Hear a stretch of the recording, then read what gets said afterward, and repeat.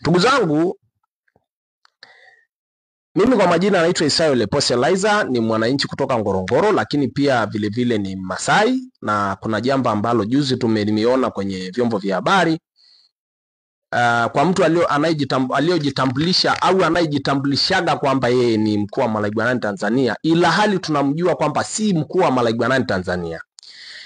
Tunajua huyu bwana Lekisongo si mkuu wa Malaigwanani Tanzania, lakini alikuwa akijitambulisha hivyo. Mnajua Lekisongo ni mkuu wa baraza la Marriott la Waarusha linalopatikana pale Technical College.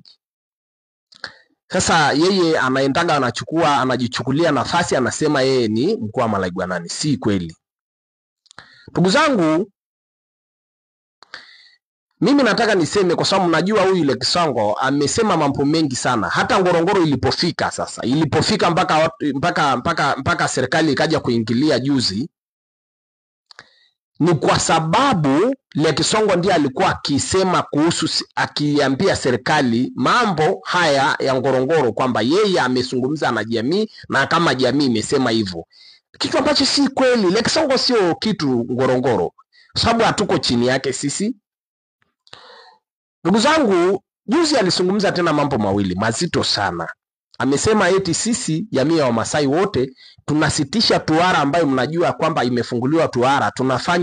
Tumeanza kufanya, tumefanya juzi, jana na leo wengine wanafanya. Tunasitisha kwa sababu ya uchaguzi. Nataka kumwambia Lekisongo, jamii ya Wamasai haifungamani na siasa. Yaani mila zetu hazihusiani kabisa na siasa.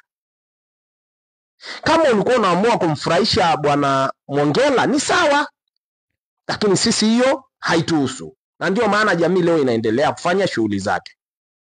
Ndio maana mjamuona Laigwanani yoyote mwingine wa Kimasai akisema hilo swala la tuhara kwamba tumesitisha, kwa sababu ni vitu ambavyo ni vya kimila. Lakini kwa bahati mbaya sana tumeona Malaigwanani wameingia kwenye siasa. Maana yake tunatakiwa kuwajibu kwenye uwanja wa siasa. Laigwanani wa Kimasai huwa kuna heshima fulani anazopewa, hadhi kubwa sana anazopewa kwenye jamii, lakini anapoingia kwenye siasa ameshavunja ule mwiko ya ambaye ile hadhi anaitakiwa kupewa. Atapewa heshima kama mzee, kama mtu mzima, lakini alao sasa ile nafasi ya Laigwanani inapunguzwa kwa kiwango fulani, kwa sababu utakabiliana na watu kwenye uwanja wa siasa. Yaani manako matunda yaliyopo kwenye siasa, kama ni matusi, kama ni nini, kama ni vitu vyote utayapokea tu, kwa sababu utafanyaje? Wewe ndio uliingia kwenye siasa. Na sasa tukabiliane kwenye uwanja wa siasa. Msijifiche tena kwenye kimvuli ya kwamba nyie ni Malaigwanani. Na mimi niseme tu, mimi ni mtu ambaye ninafahamu masuala ya mila sana. Kwa hiyo najua sitavunja chochote kinachohusiana na mila. Tukienda kwenye ofisi za mila nitawashinda tu, kwa sababu nyie ndio mmekiuka taratibu. Na mimi nataka niseme, mmesema kitu kingine kwamba eti sisi ujamii wa Wamasai wote ni watu wa CCM. Nani amekuambia? Jamii ya Wamasai ni jamii ya Tanzania. Tanzania imekubali kuingia kwenye mfumo wa vyama vingi. Sisi tuko kwenye vyama vingi vya siasa. Tuko Chadema, kama mimi nilivyo Chadema. Kuna wengine wako ACT Wazalendo, kuna wengine wako CCM. Lakini nataka tu niseme jambo moja la msingi mno. Hivi ingekuwa jamii ya Wamasai wote ni CCM, mngekuwa mnapata tabu ya kwenda kulaani watu kijijini? Yaani nyewe mnazungushwa, mnaenda kulaani watu kijijini, usipokuja wao sijui nini, mnaanza kutembeza asali na maziwa, mnalaani watu. Mnalaani watu kwa sababu gani? Kama kweli ni watu wote ni CCM. Sikatai, kuna Wamasai ambaye ni CCM ndio. Lakini je, kama wote ni CCM kama mnavyodhani, kwa nini mnaenda kuwalaani?